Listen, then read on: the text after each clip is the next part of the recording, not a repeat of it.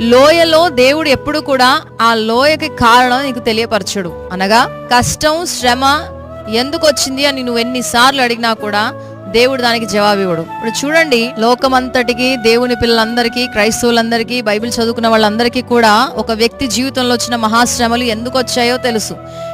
అనుభవించిన ఆయనకు మాత్రమే తెలియదు.